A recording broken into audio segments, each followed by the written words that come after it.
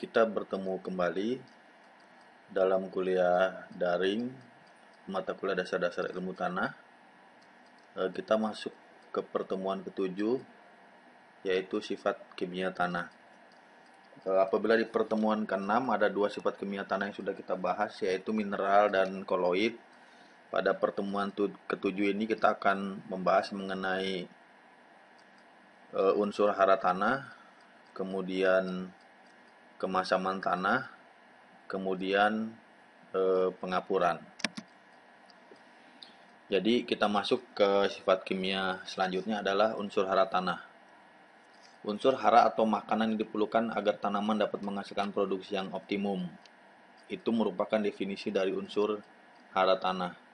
Jadi unsur hara tanah itu ada beberapa, kemudian terbagi menjadi makro dan mikro. Unsur hara esensial. Kenapa dikatakan esensial? Karena diperlukan tanaman untuk melengkapi siklus hidupnya. Kemudian menjadi komponen penyusun tubuh tumbuhan dan berperan aktif dalam metabolisme. Jadi semua unsur hara itu adalah merupakan penyusun tubuh tumbuhan dan berperan aktif dalam metabolisme. Kemudiannya peranannya dikatakan esensial karena peranan unsur hara tidak dapat digantikan oleh unsur hara yang lain.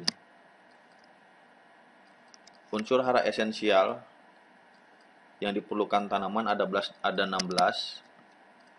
yaitu karbon, hidrogen, oksigen, nitrogen, kalium, kalsium, magnesium, fosfor, belerang, klor, besi, mangan, boron, seng, tembaga, dan molibdenum. Jadi ini simbolnya. Kemudian ini adalah bentuk di dalam tanah. Jadi unsur hara bisa diserap oleh tanaman selain yang dari atmosfer. Jadi ada tiga unsur hara yang diperoleh tanaman diserap langsung dari atmosfer. Tapi ada unsur hara yang diserap tanaman sebagian besar melalui larutan tanah di dalam tanah. Dan unsur hara tersebut bisa diserap tanaman melalui larutan tanah dalam bentuk ion. Baik itu anion, valensinya negatif, ataupun kation, valensinya positif. Kita bahas terlebih dahulu mengenai 16 unsur hara esensial ini. Jadi 3 unsur hara esensial tidak tersedia di dalam tanah, tapi diserap langsung oleh tanaman melalui atmosfer, yaitu karbon, hidrogen, dan oksigen. Kemudian 6 unsur hara nitrogen, yaitu nitrogen, kalium, kalsium, magnesium, fosfor, dan belerang diperoleh tanah atau diserap tanah tersedia di dalam larutan tanah. Nah, ke-9 unsur hara ini disebut unsur hara makro esensial. Kenapa dikatakan unsur hara makro esensial? Akan kita jelaskan pada slide selanjutnya. Kemudian 7 unsur hara lain yaitu klor, besi, mangan, boron, seng, tembaga, dan molibdenum itu merupakan unsur hara mikro esensial. Nah, sekarang kita bahas kenapa unsur hara tersebut dikatakan unsur hara makro esensial dan unsur hara mikro esensial. Pertama, dikatakan unsur hara makro esensial karena diperlukan dalam jumlah banyak. Umumnya, apabila kita berikan dalam bentuk pupuk, dosis pupuk yang akan kita berikan untuk jenis unsur hara makro esensial itu lebih banyak dibandingkan unsur hara mikro. Kemudian, kekurangan unsur hara makro menimbulkan gejala defisiensi yang tidak dapat digantikan oleh unsur lain. Jadi, apabila tanaman sudah menunjukkan gejala defisiensi unsur hara makro dan sudah menunjukkan gejala defisiensi, umumnya sangat susah diganti oleh unsur lain. Kelebihan unsur hara makro tidak atau jarang menimbulkan pengaruh. Jadi, apabila unsur hara makro ini berlebihan, menimbulkan gejala yang ditunjukkan oleh tanaman. Kemudian yang kedua, unsur hara mikro esensial.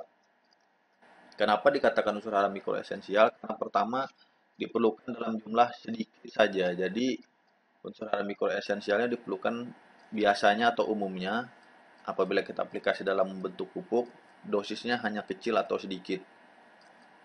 Kekurangannya biasanya dapat digantikan oleh unsur mikro lainnya.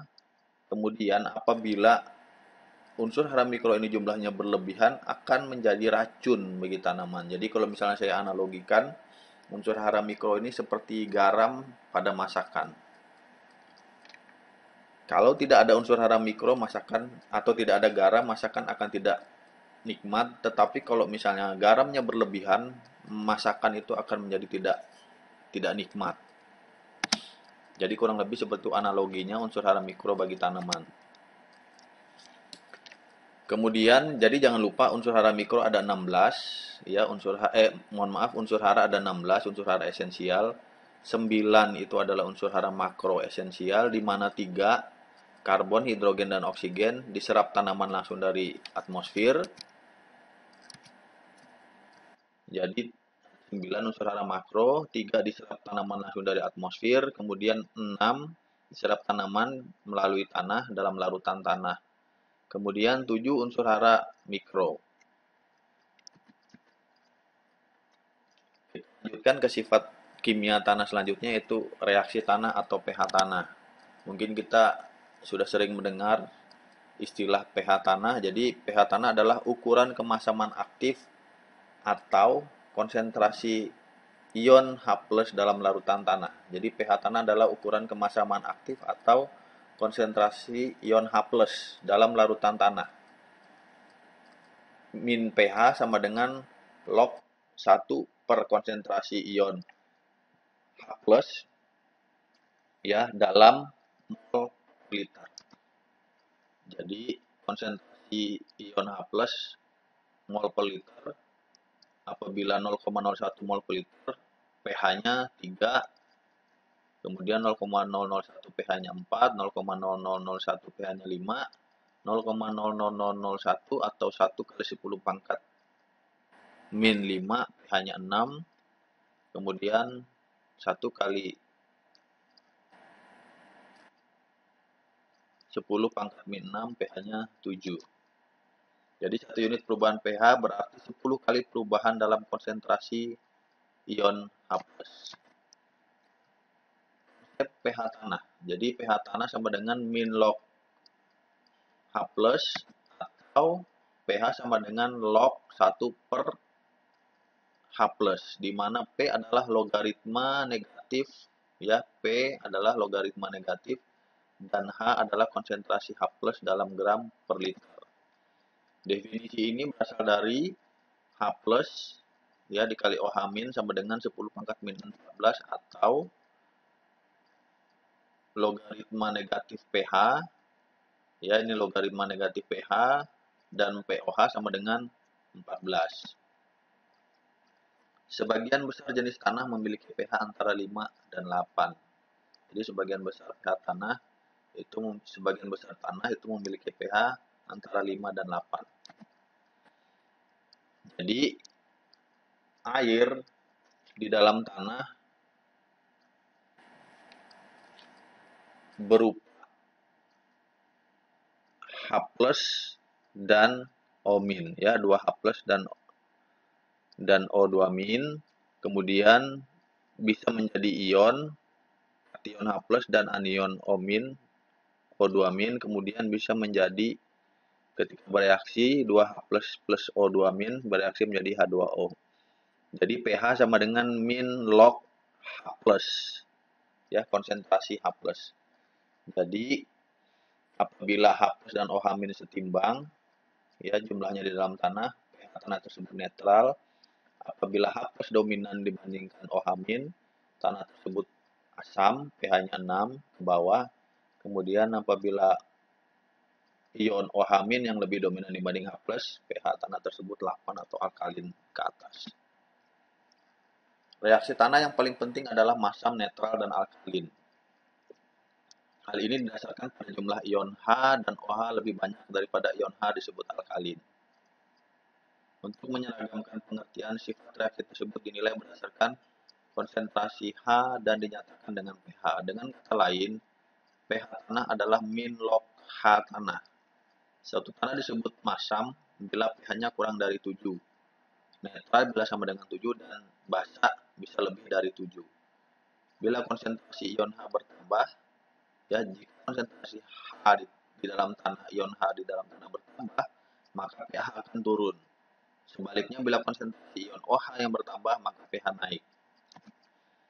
Pada kebanyakan tanah, ditemukan bahwa pertukaran kation berubah dengan berubah berubahnya pH tanah. Jadi pertukaran kation di dalam tanah akan berubah dengan berubahnya pH tanah. Pada pH rendah, hanya muatan permanen liat dan sebagian muatan fluid organik memegang ion yang dapat digantikan melalui pertukaran kation.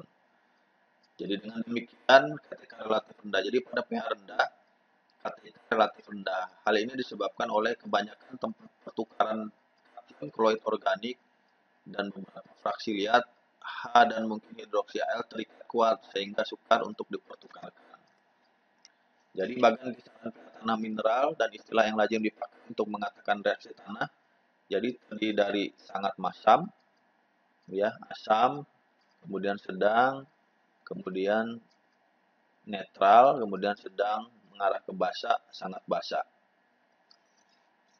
Kemudian ini adalah kisaran pH tanah daerah kering. Kemudian ini kisaran pH tanah daerah basah. Jadi apabila pH-nya di bawah 3,5 itu sangat ekstrim, umumnya dijumpai pada tanah gambut. Kemudian apabila pH-nya di atas 10,5 dijumpai pada tanah alkalin. Kapasitas sangga dan pengertian pH. Telah diketahui bahwa untuk menciptakan pertumbuhan dan produksi optimal dari tanaman menghendaki pH tertentu. Jadi tanaman apabila ingin berproduksi dan pertumbuhannya optimal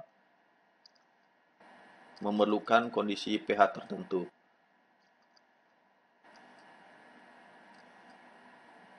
Tetapi permasalahannya adalah jarang sekali kita dapat menemukan pH tanah yang sesuai dengan keperluan tanah. Oleh karena itu diperlukan suatu tindakan untuk mengubah pH tanah sebelum dapat ditanami. Jadi jarang kita temui pH tanah itu sesuai dengan kebutuhan tanaman, kebutuhan optimum tanaman. Sehingga sebelum kita melakukan penanaman, kita harus mengetahui dulu kondisi aktual pH tanah, kemudian kita memperbaiki pH tanah itu sesuai dengan kebutuhan tanaman. Baik itu pada pH masam, artinya kita akan melakukan perbaikan untuk meningkatkan pH, atau pada pH yang terlalu tinggi atau alkalin, kita perlu turunkan pH-nya. pH tanah umumnya tidak dapat diubah dengan mudah. Jadi ada suatu hambatan apabila kita akan menaikkan atau menurunkan pH tanah sesuai dengan kebutuhan tanaman. Nah, hambatan ini disebut sebagai sangga atau penyangga buffer yang merupakan suatu sifat umum dari campuran asam basa dan garamnya. Apa itu pentingnya pH tanah bagi pertumbuhan tanaman? Pertumbuhan tanaman dipengaruhi pH tanah melalui dua cara, pengaruh langsung ion hidrogen dan pengaruh tidak langsung, yaitu tidak tersedianya unsur hara tertentu dan adanya unsur-unsur beracun. Jadi, pada kondisi pH tertentu, ada beberapa unsur hara yang tidak tersedia bagi tanaman dan ada unsur-unsur atau unsur tertentu dalam tanah yang jumlahnya akan berlebih dan terlarut dalam larutan tanah, yang hal ini bisa menyebabkan keracunan bagi tanaman. Dari berbagai hasil penelitian, diketahui batas maksimum dari pH tanah untuk berbagai jenis tanaman yang masih perlu diberi kapur, menurut penelitian Adam dan Person 1976. Kemudian batas dimaksud menunjukkan bahwa di atas nilai pH ini, tanaman bersangkutan tidak lagi memerlukan kapur. Sebaliknya, bila pH tanah di bawah nilai tersebut, pertumbuhannya akan terganggu jika tidak diberi kapur. Jadi, menurut penelitian Adam dan Person, ada kisaran pH tertentu, batas kisaran pH tertentu yang diperlukan tanaman, baik itu batas bawah, kemudian ataupun itu batas atas. Jika nilai pH tanaman bersangkutan dan memerlukan, jika nilai pH tanah tinggi, tanaman tidak memerlukan kapur lagi. Sebaliknya, jika nilai pH tanah rendah, harus diberi kapur untuk meningkatkan pH tanah sehingga tanaman bisa tumbuh dengan baik. Contohnya, jadi berdasarkan penelitian Adam dan Person, beberapa nilai pH tanah untuk beberapa tanaman adalah sebagai berikut. Jadi pada pH 4,8 untuk tanaman jagung pH-nya rendah. Tapi pH 5,7 untuk tanaman jagung itu sudah tinggi. Jadi tanaman jagung bisa tumbuh dengan baik di kisaran pH 4,8 sampai 5,7. Begitu juga untuk tanaman-tanaman lainnya. Jadi memerlukan spesifikasi pH tertentu untuk masing-masing tanaman. Kemudian arti pH bagi pengharaan atau bagi ketersediaan unsur hara dalam tanah. Pertama, kebanyakan tanaman toleran terhadap pH yang ekstrim. Jadi ada beberapa atau kebanyakan tanaman toleran terhadap pH ekstrim rendah atau tinggi, asalkan dalam tanah tersebut tersedia hara yang cukup. Jadi umumnya tanaman tidak terlalu bermasalah pada pH tanah rendah atau tinggi apabila unsur hara yang diperlukan cukup. Tetapi yang menjadi masalah adalah ketersediaan unsur hara di dalam tanah itu sangat dipengaruhi oleh pH. Jadi beberapa unsur hara tidak tersedia pada pH yang ekstrim dan beberapa unsur hara lainnya berada pada tingkat racun. Jadi pada pH yang ekstrim, baik itu rendah atau tinggi, unsur hara tidak tersedia. Bahkan sebaliknya unsur hara ada pada tingkat racun. Contohnya, jadi beberapa unsur hara yang dipengaruhi oleh pH antara lain kalsium dan magnesium dapat ditukar. Kemudian aluminium dan unsur mikro. Jadi pada pH sangat ekstrim rendah, aluminium ini tersedianya sangat banyak di dalam tanah. Unsur mikro sangat banyak, tetapi ini berlebihan bagi tanaman dan bisa menyebabkan racun. Kemudian ketersediaan fosfor. Jadi pada pH rendah, ekstrim rendah atau ekstrim tinggi, fosfor ini tidak tersedia bagi tanaman. Pengharaan yang berkaitan dengan kegiatan jasad mikro. Jadi ada juga unsur hara pada pH-pH tertentu yang sangat berpengaruh pada kegiatan jasad mikro atau mikroorganisme di dalam tanah. Kita akan bahas pertama kalsium dan magnesium dapat ditukar. Di wilayah basah terjadi pencucian yang intensif. Akibatnya sebagian besar dari kalsium dan magnesium akan hilang dari permukaan koloid tanah. Pada wilayah basah terjadi pencucian intensif sehingga kalsium dan magnesium akan tercuci dari permukaan koloid. Hal ini menyebabkan pH tanah beralih menjadi lebih rendah sehingga ketika kalsium dan magnesium tercuci, pH tanah akan turun. Tanah semakin masam. Sehingga pada wilayah basah terdapat korelasi yang nyata antara pH turun dan basah, kalsium dan magnesium yang ditukar rendah. Sebaliknya di daerah kering juga terdapat korelasi yang nyata antara pH dengan Na yang dapat ditukar. Kemudian aluminium dan unsur mikro. Bila pH tanah mineral rendah, sejumlah aluminium Fe dan Mn menjadi sangat larut, ya, sehingga merupakan racun bagi tanaman. Ini unsur hara mikro, tapi pada pH tanah rendah jumlah terlarutnya sangat tinggi sehingga menyebabkan menjadi racun bagi tanaman. Sebaliknya bila pH naik hingga netral atau di atas netral dan diikuti hujan, jumlah ion-ion ini akan berkurang dalam larutan tanah sehingga menyebabkan tanaman tertentu menyebabkan kekurangan Fe dan Mn. Kejadian ini bisa ditemukan pada tanah berpasir masam di kapur berlebihan atau pada tanah alkalin kering. Ya, jadi pada tanah berpasir ya kandungan tekstur pasirnya tinggi, itu umumnya kekurangan unsur hara Fe dan Mn. Jika pH tanah dapat dipertahankan antara 6 dan 7, kemungkinan keracunan Al, Fe, dan Mn dapat ditiadakan. Jadi, apabila pH tanah berkisar antara netral, kita akan bisa menghindari keracunan Al, Fe, dan Mn. Sedangkan ketersediaan Zn dan Cu akan menurun pada pH lebih dari 7 ya. Jadi pada pH lebih dari 7, unsur hara mikro Zn, seng dan Cooper itu justru akan menurun. Kemudian ketersediaan molybdenum atau Mo juga sangat bergantung pada pH. Pada tanah dengan pH sangat masam atau pada tanah sangat masam, pH rendah, molybdenum tidak tersedia. Bila pH naik dari mencapai hingga 6 atau lebih, maka ketersediaannya dengan baik pada interval 5 hingga 8. Jadi molybdenum akan tersedia bagi tanaman pada pH kisaran pH 5 sampai 8. Tetapi molybdenum kurang tersedia bila pH di bawah 4 atau di atas 8. Kemudian yang ketiga, ketersediaan fosfor. Ketersediaan fosfor dipengaruhi sangat nyata oleh pH.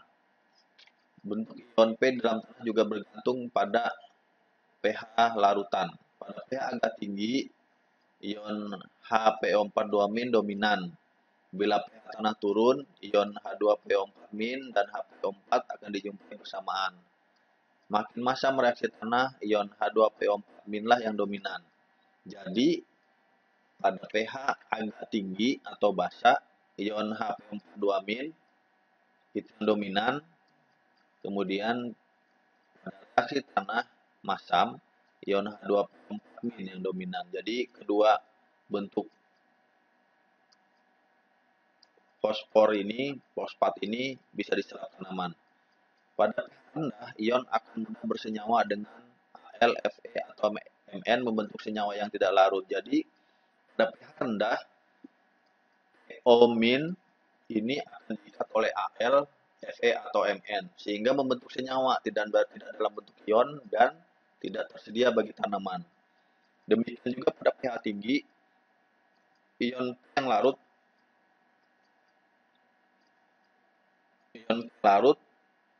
dikatakan berkisar antara 6 hingga 7 untuk membentuk pH lebih dari 6, P sudah kurang tersedia. Jadi pada lebih dari umumnya lebih dari 7, P juga tidak tersedia karena diikat oleh natrium. Kelarutan maksimum dari P berada pada pH 5,5. Untuk mempertahankan kisaran 5,5 hingga 6 sangat berarti bagi penyediaan P bagi tanaman. Jadi pada kisaran pH 5,5 sampai 6 itulah yang tersedia bagi tanaman.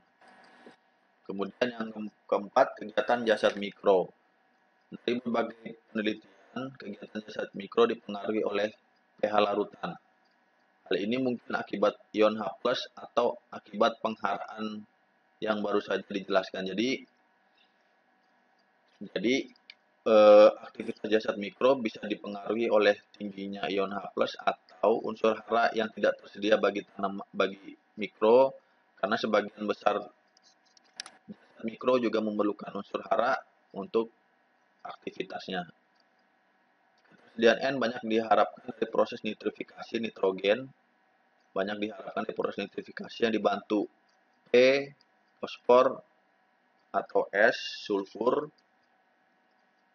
juga diharapkan dari mineralisasi bahan organik. Pada umumnya, bakteri dan actinomycetes berfungsi lebih baik pada tanah mineral ber-pH sedang hingga tinggi.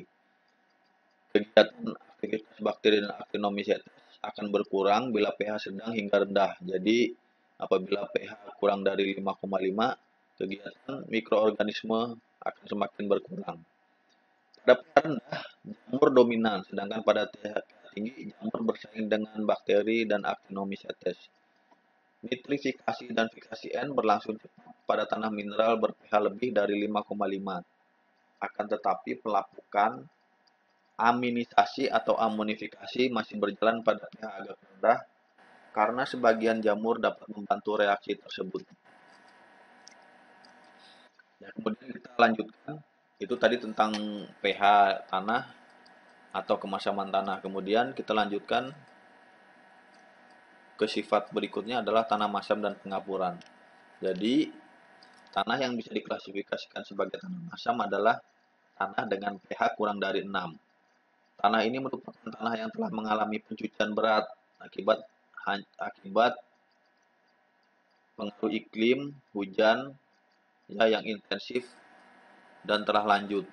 Ya, akibat hancuran atau pencucian tanah karena iklim yang intensif dan telah lanjut. Oleh karenanya tanah mineral masam di dunia hampir seluruhnya terpusat di wilayah tropika basah. Jadi karena curah hujan tinggi, sebagian besar tanah mineral yang masam terdapat pada daerah atau di wilayah tropik basah. Potensi tanah mineral masam untuk pertanian. Jenis ultisol merupakan tanah yang telah mengalami hancuran iklim lanjut atau mengalami pelapukan lanjut. Di Indonesia, tanah jenis fosfolik merupakan tanah masam yang dominan. Tanah fosfolik ini sering dikatakan fosfolik merah kuning atau PMK, jadi merupakan tanah masam yang dominan. Kemudian diikuti latosol, sebagian aluvial, dan sedikit fosfol. Di samping itu jenis Arganosol juga tergolong tanah bereaksi masam. Kemudian tanah masam mempunyai potensi yang besar untuk perluasan dan peningkatan produksi pertanian. Jadi sebenarnya tanah masam mempunyai potensi yang besar untuk ekstensifikasi pertanian, ya, meningkatkan produksi dengan catatan pengelolaan yang baik untuk memperbaiki kondisi kemasaman tanah. Kemudian bagaimana mengatasi permasalahan kemasaman tanah? Sampai saat ini salah satu cara yang sering dilakukan untuk memperbaiki kemasaman tanah adalah dengan pengapuran. Adapun beberapa tujuan pengapuran, yang pertama, pemberian kapur dapat mempengaruhi sifat fisik dan kimia tanah serta kegiatan jasa training tanah. Bila ditinjau dari sudut kimia, tujuan pengapuran adalah menetralkan kemasaman tanah dan meningkatkan atau menurunkan ketersediaan unsur hara bagi pertumbuhan tanaman. Dalam melakukan pengapuran untuk menetralkan kemasaman tanah, perlu dipertimbangkan tentang macam sumber kemasaman dari tanah dan sumber mana yang harus dinetralkan. Jadi perlu diketahui, untuk menetralkan pemberian kapur dan menetralkan kemasaman tanah perlu dipertimbangkan apa yang menyebabkan kemasaman tanah dan sumber mana yang harus dinetralkan. Orang beranggapan bahwa pH rendah disebabkan oleh ion H yang larut saja di dalam tanah. Dari hasil penelitian, ternyata selain ion H yang larut dalam tanah, sumber atau penyebab kemasaman tanah adalah Al yang dapat dipertukarkan, merupakan kation utama dan dominan pada tanah-tanah mineral masam dengan pH 5 atau kurang, menurut penelitian Coleman dan Thomas 1967. Sedangkan pada pH sekitar 5,6, ternyata kandungan Al dapat dipertukarkan rendah, menurut penelitian Kamprat 1972 dan Nurhayati Hakim 1982. Jadi semakin tinggi pH, kelarutan Al yang dapat dipertukarkan rendah. Jadi tujuan pengapuran untuk menaikkan pH menjadi 6,5 di wilayah beriklim sedang ternyata tidak dapat diterapkan di daerah tropis. Pemberian kapur demikian di daerah tropis seringkali mengganggu produksi. Karena itu, tujuan pengapuran pada tanah masam di wilayah tropik sebaiknya ditujukan untuk meniadakan pengaruh meracun dari aluminium dan menyediakan hara kalsium bagi tanaman. Pengapuran dan pemupukan. Masukkan kapur jelas akan menaikkan pH tanah. Ya, jadi pemberian kapur itu akan menaikkan pH tanah. Ada tanah yang bermuatan tergantung pH seperti tanah kaya monomolionit dan koloid organik, maka KTK akan meningkat dengan pengapuran. Di lain pihak, pemberian pupuk-pupuk tertentu dapat menurunkan pH tanah. Sejalan dengan hal itu, KTK pun akan turun. Jadi perlu diperhatikan juga ketika kita memberikan pupuk anorganik terus-menerus, kadangkala akan berefek tidak baik bagi pH tanah, ya, karena akan menurunkan pH tanah. Ketika pH tanah turun, kapasitas tukar kation tanah pun akan turun. Dengan demikian dapat dikatakan bahwa pengaruh pengapuran dan pemupukan ini berkaitan erat dengan perubahan pH yang selanjutnya akan mempengaruhi kapasitas tukar kation. Apa itu kapasitas tukar kation? Besarnya KTK dinyatakan dengan satuan mili ekuivalen atau ME per 100 gram atau C-mol per kilogram. 1 mili ekuivalen sama dengan 1 mg hidrogen. Jadi 1 mili ekuivalen sama dengan 1 mg hidrogen. Atau sejumlah ion lain yang dapat berkombinasi atau menggantikan ion hidrogen.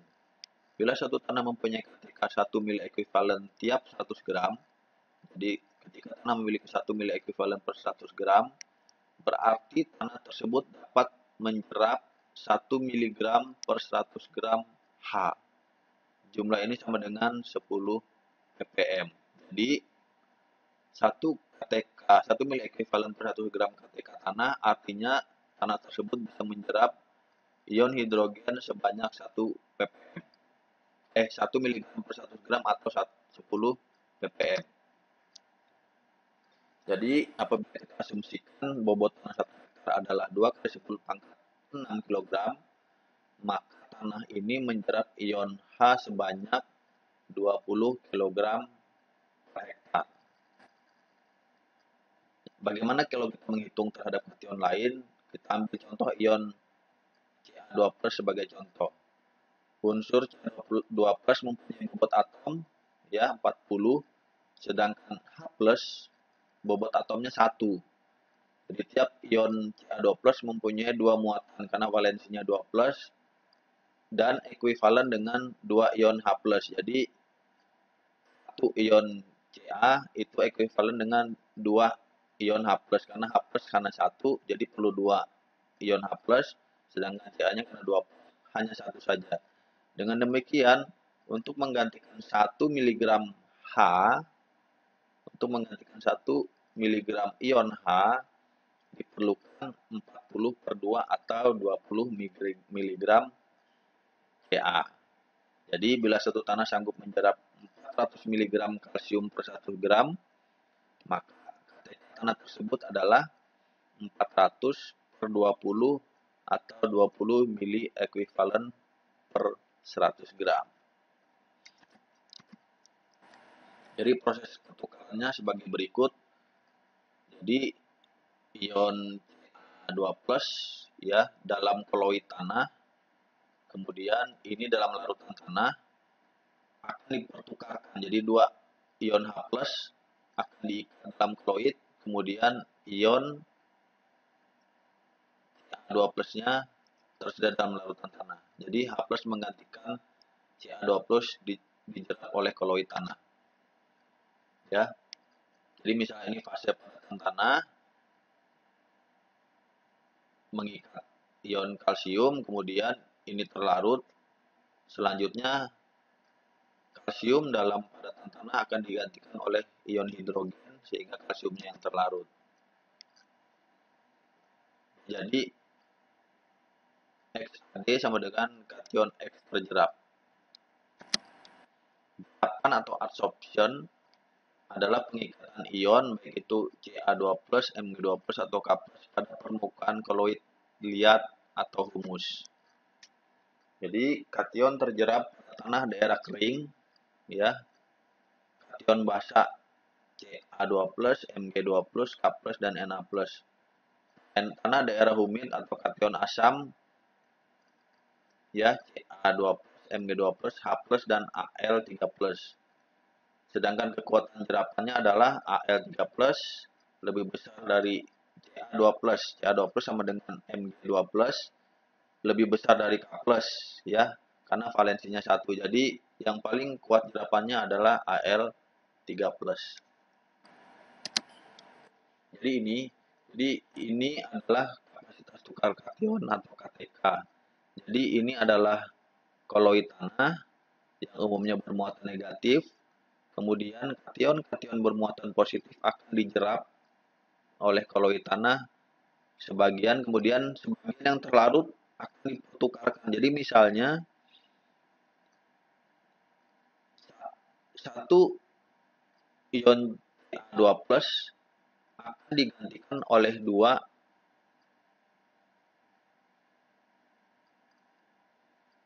ion H+. Jadi misalnya ini ya. Jadi Ca2+ itu akan bisa digantikan oleh 1 ion Ca2+ akan digantikan oleh 2 ion H+.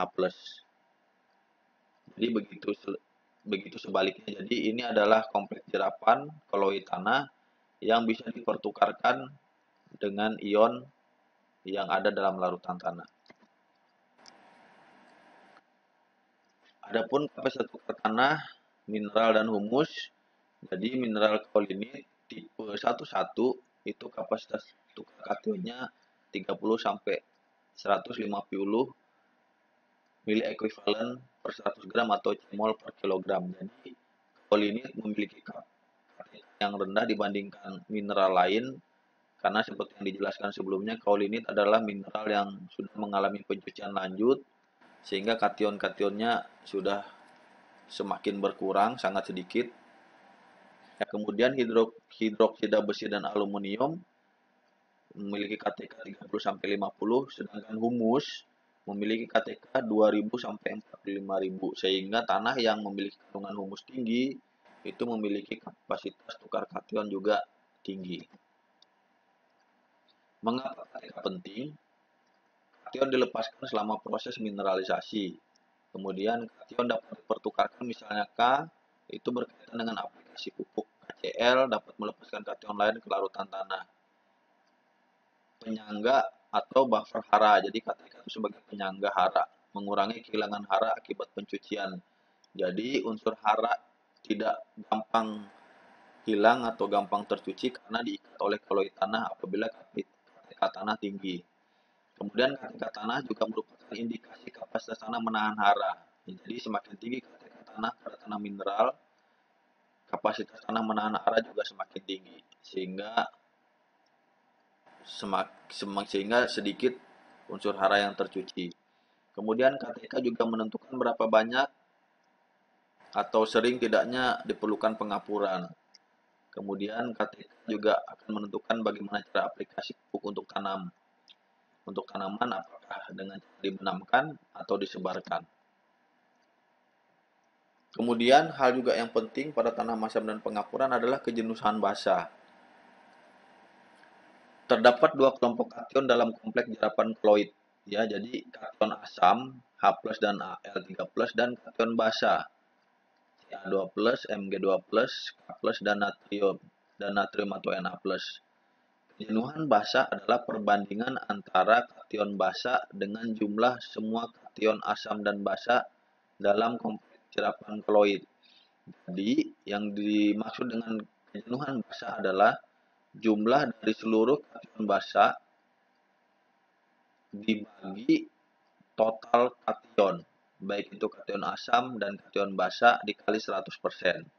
Atau bisa dikatakan kejenuhan basa jumlah kation basa dibagi KTK. Jadi kapasitas tukar kation adalah jumlah kation basa dan kation asam ya dikali 100%. Itu yang dikatakan dengan kejenuhan basa. Kejenuhan basa merupakan hara yang diperlukan tanaman. Tanah subur, kejenuhan basa tinggi karena kation basa tidak banyak tercuci. Kemudian kejenuhan basa terkait erat dengan pH tanah. Umumnya tanah masam, kejenuhan basa lebih rendah dibandingkan pada tanah alkalis atau tanah basa.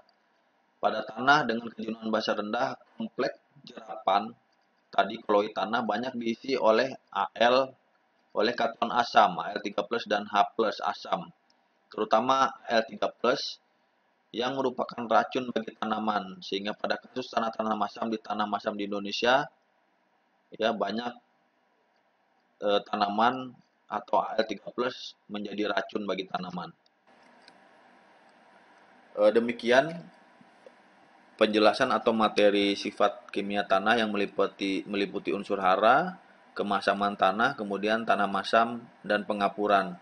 Dan ini adalah pertemuan terakhir sebelum ujian tengah semester. Silahkan dipelajari lagi materi dari awal sampai yang terakhir, sehingga teman-teman bisa menjawab ujian tengah semester dengan baik. Demikian pertemuan kali ini. Sampai ketemu lagi di ujian tengah semester dan pertemuan selanjutnya. Apabila ada yang ingin ditanyakan, silahkan dituliskan pada fitur chat pada aplikasi e-learning, sehingga saya bisa menjawab atau memberikan tanggapan mengenai pertanyaan-pertanyaan yang ingin ditanyakan atau hal-hal yang belum jelas mengenai materi pembelajaran kita. Saya pikir demikian. Terima kasih. Sampai bertemu lagi pada pertemuan selanjutnya.